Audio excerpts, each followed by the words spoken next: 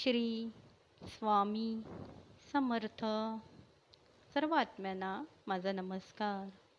आपण सगळ्यांनी सर्वात आधी हे लक्षात घेतलं पाहिजे की आपण कोणत्याही गोष्टीचा म्हणजेच कोणत्याही अडचणींचा बाऊ तर करत नाही आहोत ना.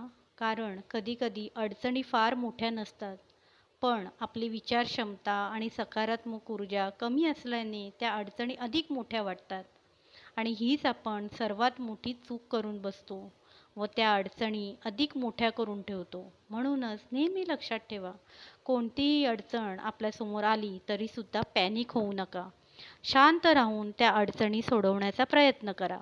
आता तुम्ही म्हणाल, बोलायला काय सोपे असते पण करणे कठीण.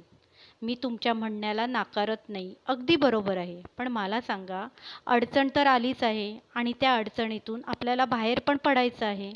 मग पॅनिक होऊन विचार करण्यापेक्षा शांत होऊन विचार केला तर मार्ग तर सापडेलच व तो योग्य असेल. कारण पॅनिक होऊन मार्ग काढल्यामुळे अजून दुसऱ्या अडचणी निर्माण होण्याची संभाव्यता असते. म्हणूनच शांतपणे विचार केल्याने दुसऱ्या कोणत्याही प्रसंगांना सामोरे जाण्यापासून आपण स्वतःला वाचवू शकतो. श्री स्वामी समर्थ.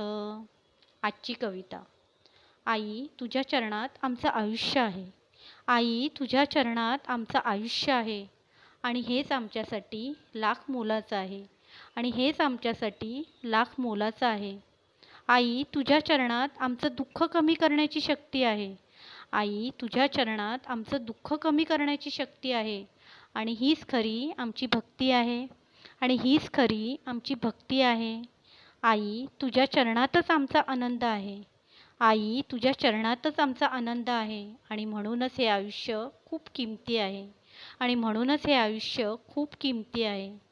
आई, काय करू जेणेकरून तुझे दर्शन घडेल? आई, काय करू जेणेकरून तुझे दर्शन घडेल आणि मगच आमच्या ह्या आत्म्याला शांती मिळेल आणि मगच आमच्या ह्या आत्म्याला शांती मिळेल. आई, मेहनत आणि कर्म ह्याशिवाय आयुष्यात दुसरी गोष्ट नाही. आई, मेहनत आणि कर्म ह्याशिवाय आयुष्यात दुसरी गोष्ट नाही आणि म्हणूनच ह्या गोष्टींशिवाय दुसरा पर्याय नाही आणि म्हणूनच ह्या गोष्टींशिवाय दुसरा पर्याय नाही. आई, आनंद मिळवण्यासाठी तुझ्या नामात लीन होणं गरजेचं आहे. आई, आनंद मिळवण्यासाठी तुझ्या नामात लीन होणं गरजेचं आहे आणि म्हणूनच आमचं सुखाचं आयुष्य शक्य आहे आणि म्हणूनच आमचं सुखाचं आयुष्य शक्य आहे. आई, कितीही संकटं आली तरी तू आम्हाला डगमगू देत नाही. आई, कितीही संकटं आली तरी तू आम्हाला डगमगू देत नाही आणि म्हणूनच आम्हाला ह्या संघर्षाची भीती वाटत नाही आणि म्हणूनच आम्हाला ह्या संघर्षाची भीती वाटत नाही. आई, आमच्यापासून तू नकारात्मक ऊर्जेला दूर ठेवते. आई, आमच्यापासून तू नकारात्मक ऊर्जेला दूर ठेवते आणि म्हणूनच आम्हाला सकारात्मक ऊर्जेची जाणीव होते आणि म्हणूनच आम्हाला सकारात्मक ऊर्जेची जाणीव होते. आई, तुझे उपकार किती जन्म घेतले तरी फेडू शकत नाही. आई, तुझे उपकार कितीही जन्म घेतले तरी फेडू शकत नाही. कारण तितकी पात्रता आमच्यात नाही. कारण तितकी पात्रता आमच्यात नाही. आई, तुझे कितीही अनुभव अनुभवले तरी कमी आहे.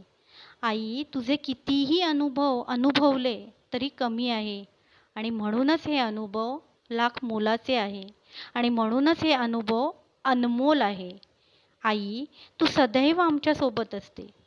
आई, तू सदैव आमच्यासोबत असते आणि म्हणूनच आमचं हे आयुष्य योग्य रीतीने व्यतीत होत असते आणि म्हणूनच आमचं हे आयुष्य योग्य रीतीने व्यतीत होत असते. श्री स्वामी समर्थ.